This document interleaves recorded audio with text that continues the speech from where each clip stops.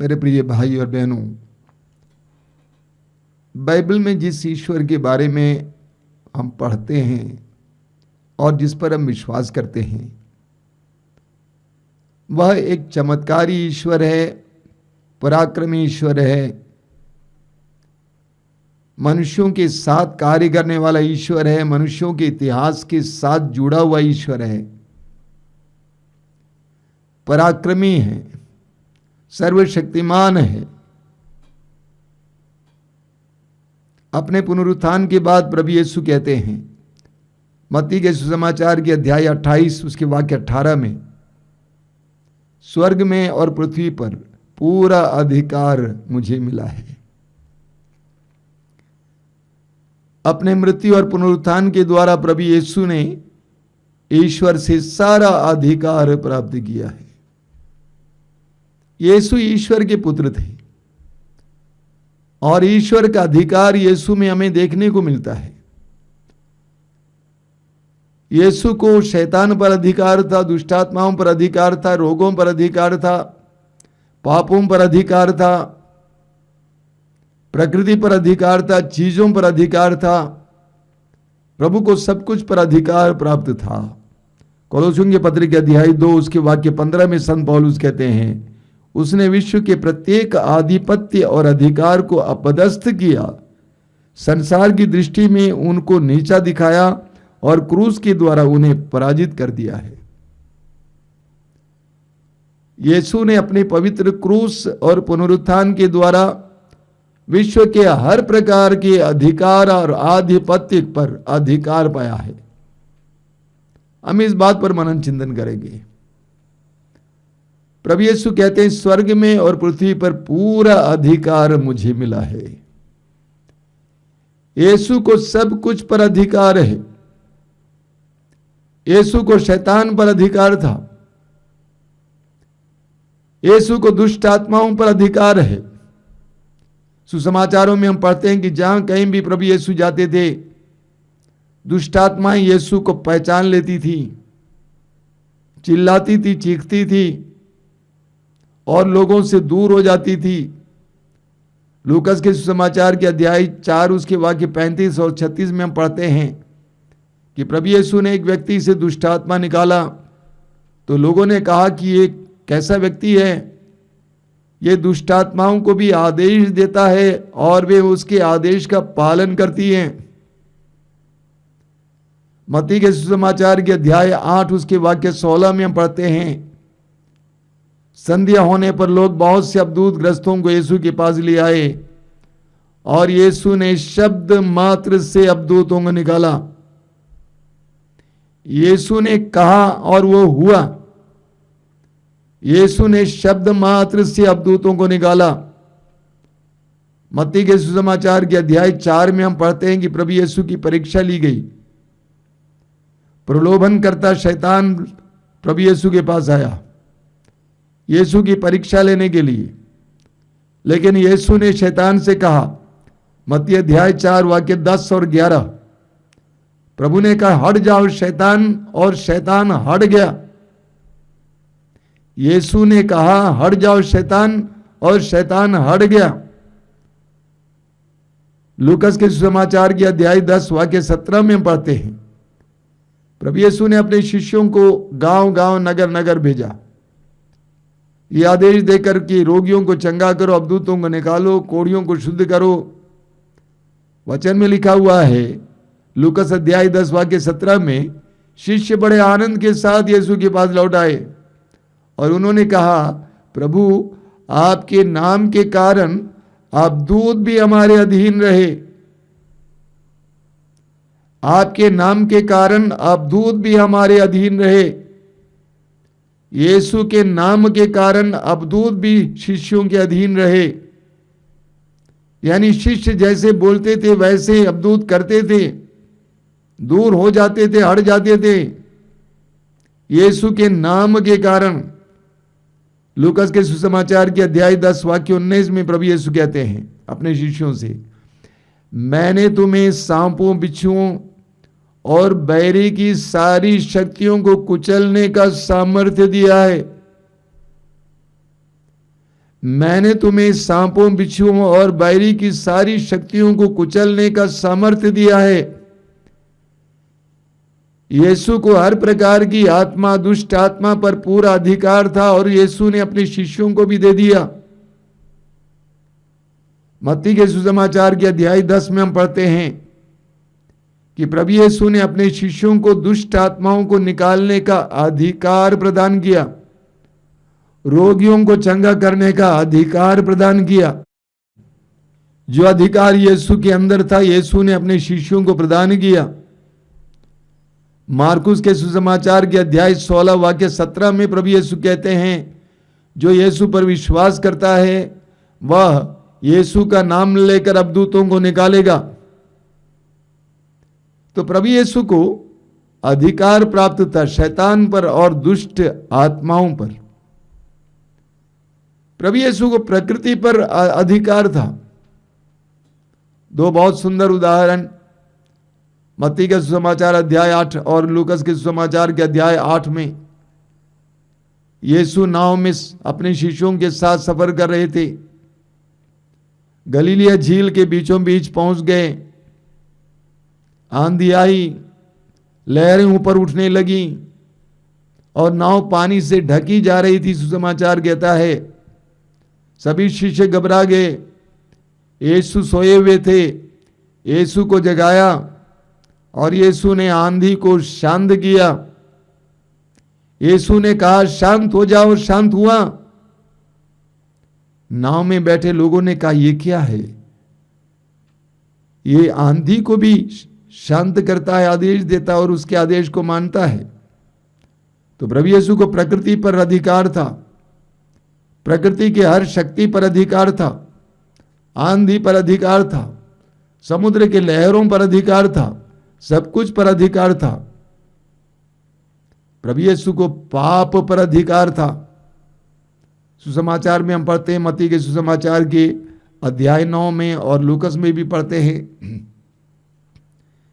प्रभु यीशु के घर पे सुसमाचार सुना रहे थे और कुछ लोग एक अर्धांग रोगी को एक खाट पर लिटाकर यीशु के सामने ले आया। यीशु ने कहा बेटा तुम्हारे पाप क्षमा हो गए हैं। उस समय फरीसी आपस में बोलने लगे कौन होता है पाप क्षमा करने वाला? ईश्वर को छोड़कर और कौन पाप क्षमा कर सकता है? ये सच्चाई है। ईश्वर को छोड़ और कोई भी किसी का भी पाप क्षमा नहीं कर सकता है। हाँ, यह है कि कैथोलिक कलीसिया में यीशु के नाम पर पुरोहित पाप क्षमा करता है, लेकिन यीशु के नाम पर तो ईश्वर ही पाप क्षमा कर सकता है। तो प्रभु यीशु ने लोगों से कहा, फरीसियों से कहा, इसीलिए कि तुम जानो कि मानव पुत्र को पाप क्षमा करने का भी अधिकार है। उस अर्धांग रोगी से कहा कि मैं तुम्हें आदेश देता हूं, उठो चलो और अपनी चारपाई उठाकर घर जाओ। उसी वक्त वो चंगा हुआ। तो प्रभु यीशु ने कहा कि प्रभु यीशु को पाप पर भी अधिकार है, पाप क्षमा करने का भी अधिकार है। यूहन्ना के सुसमाचार के अध्याय 8 में बहुत सुंदर उदाहरण हमारे सामने है। व्यभिचार में पकड़ी गई एक नारी को यीशु के सामने लाया जाता है। यीशु की परीक्षा लेने के लिए लाया जाता है और यीशु ने उस नारी को बचाया। और उस नारी से क्या कहा? वाक्य 11 में हम पढ़ेंगे। यूहन्ना का सुसमाचार अध्याय 8 वाक्य 11 में प्रभु ने कहा मैं भी तुम्हें दंड नहीं देता हूं, शांति प्राप्त कर जाओ। मैं भी तुम्हें दंड नहीं देता हूं, शांति प्राप्त कर जाओ। यीशु को पाप पर अधिकार है और प्रभु यीशु ने उस नारी को पाप के कलंक से शुद्ध किया, पाप के बोझ से आजाद किया। प्रभु ने कहा मैं भी तुम्हें दंड नहीं देता हूं, शांति प्राप्त कर जाओ। लूकस के सुसमाचार के अध्याय 7 में हम पढ़ते हैं, प्रभु यीशु सिमेयोन नामक एक धनी इंसान के घर पे भोजन पर बैठे हुए थे। शहर की एक बदनाम नारी को यह पता चला कि यीशु सिमोन के घर पे आए हुए हैं। वो बड़ी हिम्मत बांधकर वहां पे आ जाती है, यीशु के चरणों के पास खड़ी हो जाती है, अपने पापों के लिए रो पड़ती है। इतना रोती है कि यीशु के दोनों चरणों को अपने आंसुओं से धो पाती है और अपने केशों से यीशु के पैरों को वह पोंछती है। अंत में प्रभु यीशु ने उस नारी से क्या कहा, हम पढ़ेंगे लूकास अध्याय 7 वाक्य 47 में प्रभु ने कहा, तुम्हारे विश्वास ने तुम्हारा उद्धार किया है। प्रभु ने कहा कि तुम्हारे पाप क्षमा हो गए हैं। प्रभु ने कहा तुम्हारे पाप क्षमा हो गए हैं। आगे हम पढ़ेंगे वाक्य 50 में, प्रभु ने कहा तुम्हारे विश्वास ने तुम्हारा उद्धार किया है, शांति प्राप्त कर जाओ। प्रभु यीशु को पाप पर, पाप के बोझ पर, पाप के कलंक पर अधिकार है। इसीलिए आज भी जब हम प्रभु के पास जाते हैं पश्चाताप के साथ, तो प्रभु यीशु हमें हमारे पाप के बोझ से आजाद कर देते हैं।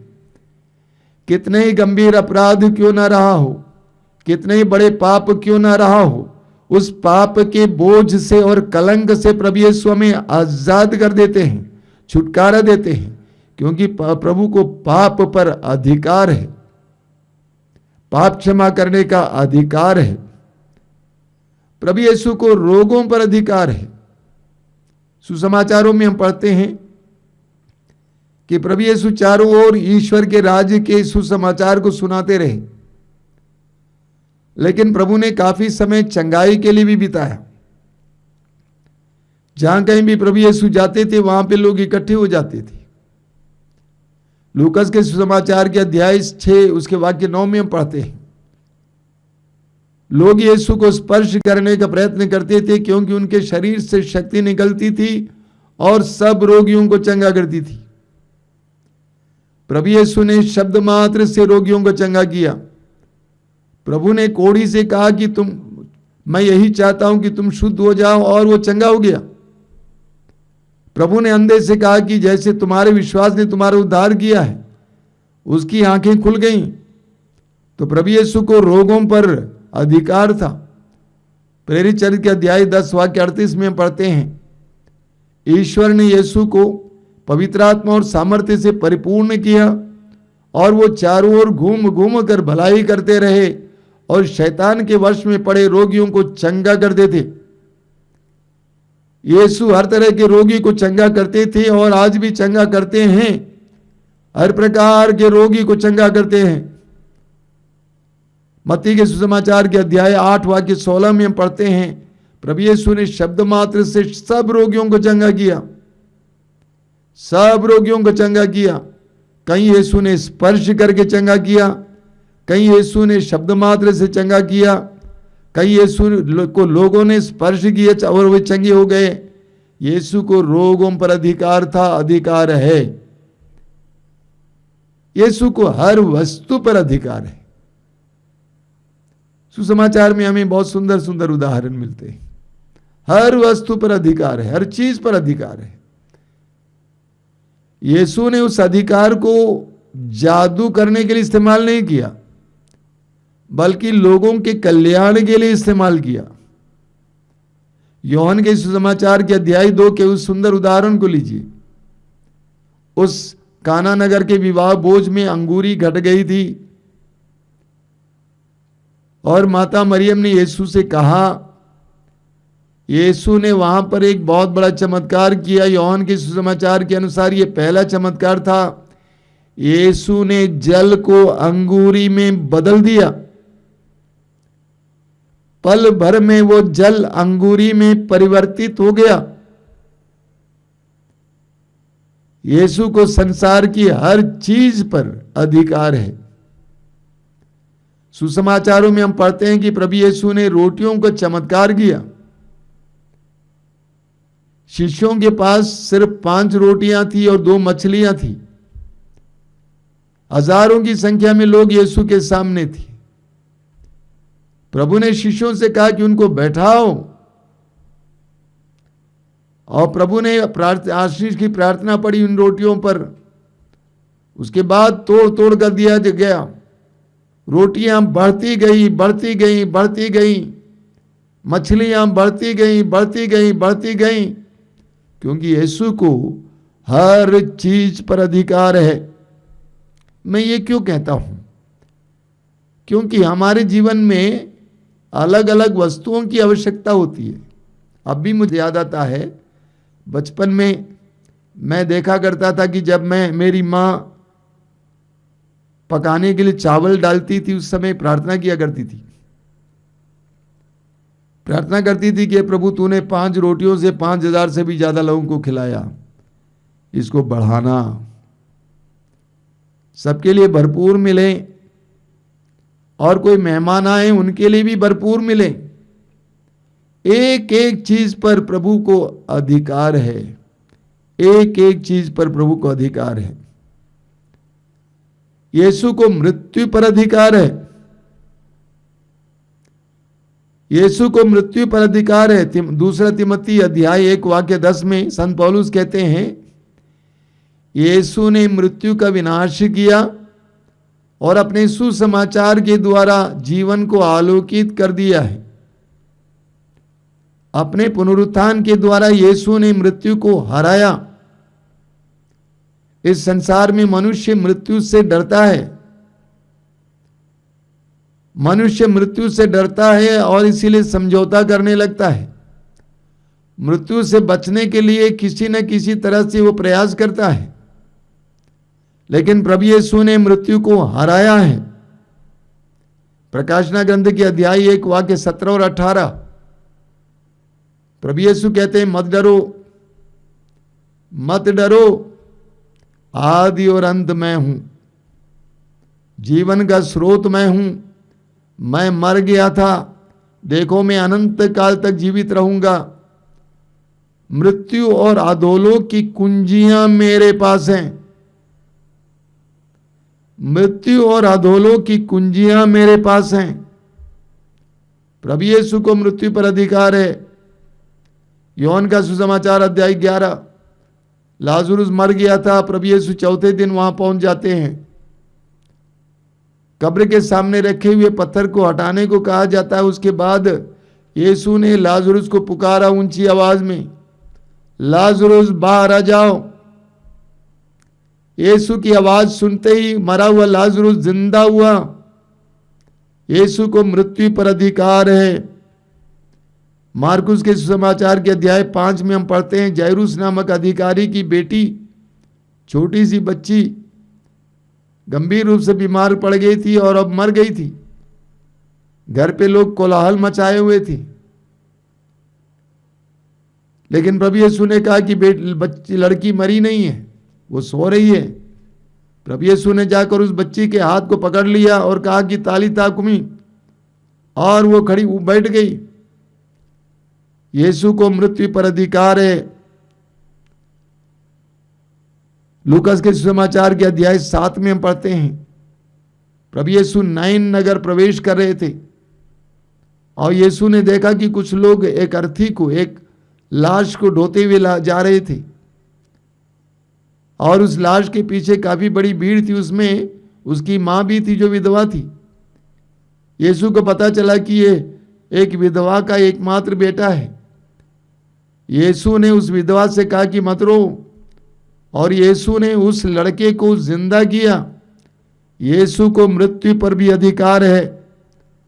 मैंने ऐसे कई लोगों को देखा है जो मरने को थे, जिनका शरीर बिल्कुल कमजोर हो गया था, जिनमें जीने की उम्मीद नहीं थी। प्रार्थना के द्वारा प्रभु यीशु का सामर्थ्य उनके अंदर कार्य करने लगा और वे जिंदा हो गए। आजकल मैं देखता हूं सही सलामत घूम फिर रहे हैं। मैं बनारस में एक भाई को जानता हूं जो पूरी तरह से कंगाल सा हो गया था। एक नहीं, कई लोगों को जानता हूं, कंगाल सा हो गया था, लेकिन प्रभु ने उसको पुनः जीवन दिया, सेकंड लाइफ, दूसरा जीवन। मैं आपके सामने खड़ा हूं। 2003 में मुझे डेंगू का रोग हो गया था।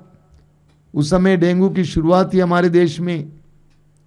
मेरे शरीर में मात्र 2,500 प्लेटलेट्स थे मेरे खून में, 2,500 प्लेटलेट्स। आईसीयू में पड़ा हुआ था। वहां पे जो डॉक्टर नियुक्त थे, उस डॉक्टर ने एक बार नर्स से पूछा ये इंसान सांस क्यों ले रहा है? प्रभु यीशु को मृत्यु पर अधिकार है। प्रभु नहीं चाहते थे कि उस समय अनिल मर जाए, क्योंकि उसके बाद प्रभु ने मुझे सशक्त रूप से इस्तेमाल किया है, बड़े कार्यों के लिए इस्तेमाल किया है। प्रभु यीशु को मृत्यु पर अधिकार है। यूहन्ना के सुसमाचार के अध्याय 16 वाक्य 33 में प्रभु यीशु कहते हैं, ढारस रखो, मैंने संसार पर विजय पाई है। यीशु ने अपने पुनरुत्थान के द्वारा संसार पर विजय पाई है, संसार की हर शक्ति पर विजय पाई है। एक विश्वासी को कभी भी डरना नहीं चाहिए, क्योंकि हमारा प्रभु ऐसा प्रभु है जिसको सब कुछ पर अधिकार प्राप्त है। एक विश्वासी को हमेशा इस बात को याद रखना चाहिए कि मेरे प्रभु को शैतान पर अधिकार है, दुष्ट आत्माओं पर अधिकार है,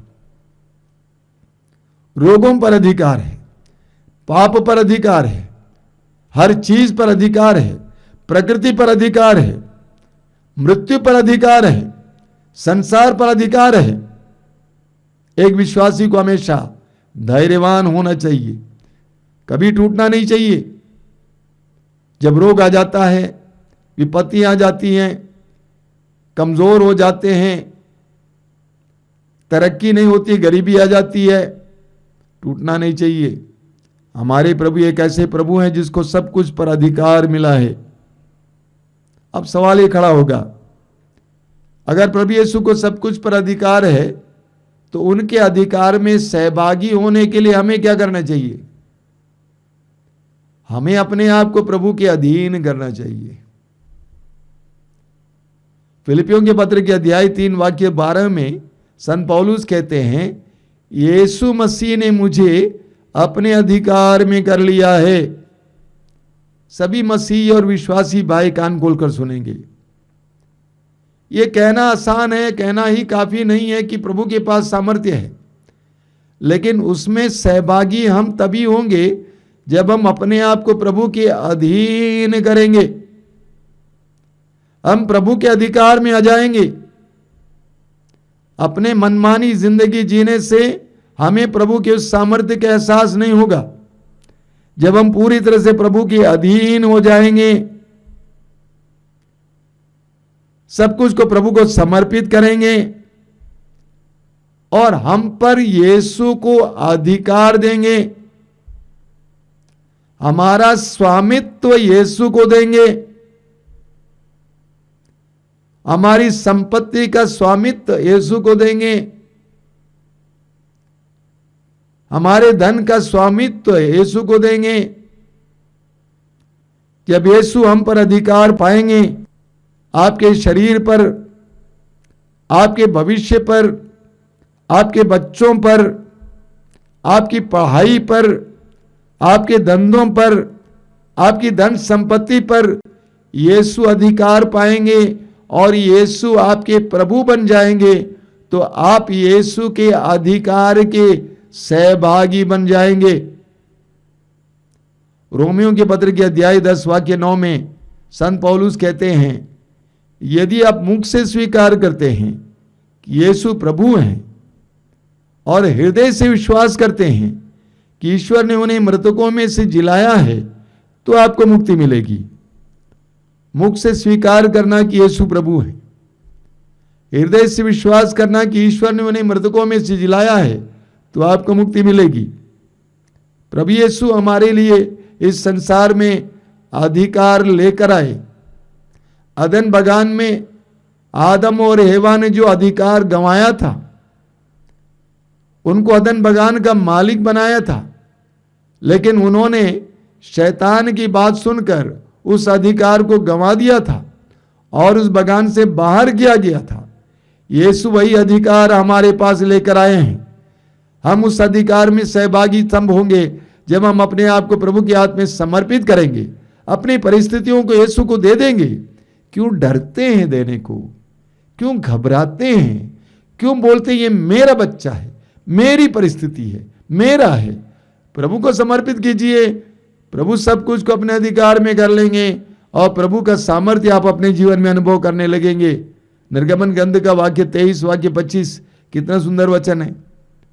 निर्गमन अध्याय 23 वाक्य 25 प्रभु कहते हैं, तुम अपने प्रभु ईश्वर की सेवा करोगे, तुम अपने प्रभु ईश्वर की सेवा करोगे और वह तुम्हारे अन्न जल पर आशीर्वाद देगा और मैं तुमसे बीमारियां दूर रखूंगा। तुम अपने प्रभु की सेवा करोगे, प्रभु के प्रति समर्पित रहोगे, प्रभु की आराधना करोगे, प्रभु की सेवा करोगे, वह तुम्हारे अन्न जल पर आशीर्वाद प्रदान करेगा। मैं एक व्यक्ति को जानता हूं जो पहले यीशु को नहीं जानते थे। बहुत बड़े व्यक्ति हैं, पढ़े लिखे व्यक्ति हैं, मैं उनका नाम लेना नहीं चाहता हूं। उन्होंने अपने साक्ष्य सुनाया है। बहुत बड़े परिवार के होने के बावजूद उन्होंने यीशु पर विश्वास किया, यहां तक कि बपतिस्मा भी ग्रहण किया। हालांकि एक बहुत बड़े नामी व्यक्ति हैं। उन्होंने अपने साक्ष्य में लिखा है, आज मेरे जीवन में कोई भी बात नहीं है जिसके विषय में मैं प्रभु से सलाह नहीं लेता हूं। हर बात के लिए मैं यीशु से सलाह लेता हूं। यहां तक कि मेरा अपने पत्नी के साथ रिश्ता होता है, उस शारीरिक रिश्ते के बारे में भी मैं प्रभु से सलाह लेता हूं। जब हम अपने आप को पूरी तरह से प्रभु को समर्पित करेंगे, 100% यीशु को प्रभु मानेंगे, मालिक मानेंगे, हमारे जीवन का स्वामित्व ही उनको हाथ में समर्पित करेंगे, तब हम अपने जीवन में देखेंगे यीशु का सामर्थ्य हमारे जीवन में भी प्रकट होगा। आइए हम प्रार्थना करें। धन्यवाद देता हूं प्रभु इस समय के लिए, इन पवित्र क्षणों के लिए धन्यवाद देता हूं। तूने कहा स्वर्ग में और पृथ्वी पर पूरा अधिकार मुझे मिला है। स्वर्ग में और पृथ्वी पर पूरा अधिकार मुझे मिला है। प्रभु यीशु, हम अपने जीवन में कई बार अपने में कमजोरी महसूस करते हैं, अपने को दुर्बल महसूस करते हैं। हमें लगता है कि हम अकेले हैं, हम टूट गए हैं, हम विफल हो गए हैं, हम समाप्त हो गए हैं। उन सारे क्षणों में याद करने के लिए कि तुझे समस्त संसार पर अधिकार है। तूने कहा ढारस रखो, ढारस रखो, मैंने संसार पर विजय पाई है। हमारे जीवन की हर एक परिस्थिति पर हम तेरा अधिकार चाहते हैं यीशु। पौलुस की तरह हम भी कहना चाहते हैं, यीशु मसीह ने मुझे अपने अधिकार में कर लिया है, वश में कर लिया है। हमारी परिस्थितियों को लेना यीशु, हमें अपने अधिकार में लेना। हम तुझे अपने प्रभु मानते हैं, मालिक मानते हैं। धन्यवाद यीशु, तेरी महिमा, तेरी स्तुति, तेरा सामर्थ्य इस समय हम पर बहे, तेरी शक्ति हमारे ऊपर इस समय बहे। धन्यवाद यीशु, तेरी स्तुति, तेरी महिमा।